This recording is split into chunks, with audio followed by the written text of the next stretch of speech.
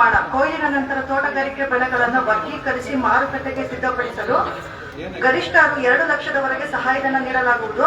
ಮಹಾತ್ಮ ಗಾಂಧಿ ರಾಷ್ಟ್ರೀಯ ಉದ್ಯೋಗ ಖಾತರಿ ಯೋಜನೆಯಲ್ಲಿ ಪರಿಶಿಷ್ಟ ಜಾತಿ ಪರಿಶಿಷ್ಟ ಪಂಗಡದ ಜನಾಂಗದವರಿಗೆ ಬಿಪಿಎಲ್ ಸಣ್ಣ ಮತ್ತು ಅತಿ ಸಣ್ಣ ರೈತರಿಗೆ ಹೊಸದಾಗಿ ತೋಟ ಸ್ಥಾಪನೆ ಮಾಡುವಂತ ರೈತರಿಗೆ ಮಾವು, ಬಾಳೆ, ಸೀಬೆ, ಸಪೋಟ, ಹಲಸು, ಕರಿಬೇವು, ದಾಳಿಂಬೆ ಈ ಎಲ್ಲಾ ಬೆಳೆಗಳನ್ನು ಬೆಳೆದಂತ ರೈತರು ಉದ್ಯೋಗ ಖಾತರಿನಲ್ಲಿ ಏನು ನೀವು ಮಾನವ ದಿನಗಳಲ್ಲಿ ಗುಂಡಿಗಳನ್ನು ತೆಗಿತೀರೋ ಅದಕ್ಕೆ ನಾವು ಪೇಮೆಂಟ್ ಅನ್ನು ಅವರ ಅಕೌಂಟಿಗೆ ನಾವು ಹಾಕ್ತೀವಿ.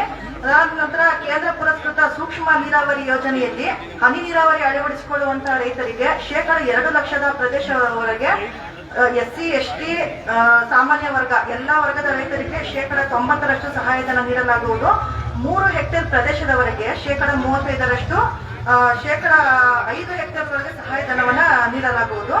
ಇದರಲ್ಲಿ ಮಾವು, ಬಾಳೆ, ಸೀಬೆ, ಸಪೋಟ ಈ ಎಲ್ಲಾ ತೋಟಗಾರಿಕೆ ಬೆಳೆಗಳನ್ನು ಬೆಳೆದಂತ ರೈತರಿಗೂ ಈ ಸಹಾಯಧನ ನೀಡಲಾಗುವುದು.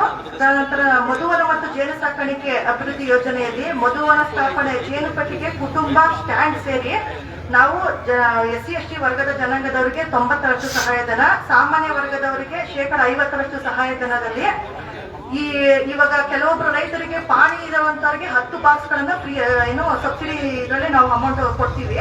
ನಮ್ಗೆ ಪಾಣಿ ಇಲ್ಲ, ನಮ್ಗೆ ಬರೀ ಆಧಾರ್ ಕಾರ್ಡ್ ಅಲ್ಲಿ ನಾವು ಜೇನು ಸಾಕಾಣಿಕೆ ಮಾಡ್ಕೊಬೇಕು, 2 ಬಾಕ್ಸ್ ಸಾಕು ಅಂತಂದ್ರೆ ನೀವು ಆಧಾರ್ ಕಾರ್ಡ್ ಕೊಟ್ರೆ ಅರ್ಜಿ ಕೊಟ್ರೆ ನಾವು 2 ಬಾಕ್ಸ್ ಗಳನ್ನ ನಿಮ್ಗೆ ನೀಡಲಾಗುತ್ತೆ. ಅದಾದ್ಮೇಲೆ ನಾವು ರೈತರಿಗೆ ಈಗೇನು ಜಮೀನು ಹೊಂದಿರ್ತಾರ ಅಂತವ್ರಿಗೆ ಫ್ರೀಯಾಗಿ ತರಕಾರಿ ಬೀಜ ಹಾಗೂ ತರಕಾರಿ ರಸಗೊಬ್ಬರಗಳನ್ನ ನಾವು ವಿತರಣೆ ಮಾಡ್ತೀವಿ 19 ಅಂತ ಅಂದ್ಬಿಟ್ಟು. ಈಗ ನೀವು ಅದಕ್ಕೆ ಪಾಣಿ, ಆಧಾರ್ ಕಾರ್ಡ್ ನಮ್ಮಲ್ಲಿ ಕೊಟ್ಬಿಟ್ಟು ನೋಂದಣಿ ಮಾಡ್ಕೊಬೇಕು. ನಾವು ನಿಮಗೆ ಕಾಲ್ ಮಾಡಿದಾಗ ಇಲ್ಲೇ ರೈತ ಸಂಪರ್ಕ ಕೇಂದ್ರ ಎಲ್ಲ ಹೆಸರುಘಟ್ಟದಲ್ಲಿ ನಾವು ನಿಮ್ಗೆ ತೋಟಗಾರಿಕೆ ಬೆಳೆ ಬೀಜ, ಬಿತ್ತನೆ ಬೀಜ ಹಾಗೂ ರಸಗೊಬ್ಬರಗಳನ್ನ ಉಚಿತವಾಗಿ ನಿಮ್ಗೆ ಕೊಡ್ತೀವಿ. ನಮ್ಮ ಇಲಾಖೆ ಬಂದು ತೋಟಗಾರಿಕೆ ಮಿನಿ ವಿಧಾನಸೌಧ ಯಲಹಂಕ. ನೀವು ನಮ್ಮನ್ನ ಇಲ್ಲಿ ಕೃಷಿ ಇಲಾಖೆನಲ್ಲಿ ನೀವು ನಮ್ಗೆ ದಾಖಲಾತಿ ಕೊಟ್ಬಿಟ್ಟು ನಾವು ಅಲ್ಲಿ ಬರೋದಕ್ಕಾಗೋದಿಲ್ಲ ಅಂತಂದ್ರೆ ನಾವು ಇಲ್ಲೇ ಕಲೆಕ್ಟ್ ಮಾಡ್ಕೊಂತೀವಿ. ಇಷ್ಟು ಹೇಳಿ ನನಗೆ ಅವಕಾಶ ಮಾಡಿಕೊಟ್ರಂತ ಎಲ್ಲರಿಗೂ ನನಗೆ ಧನ್ಯವಾದಗಳು.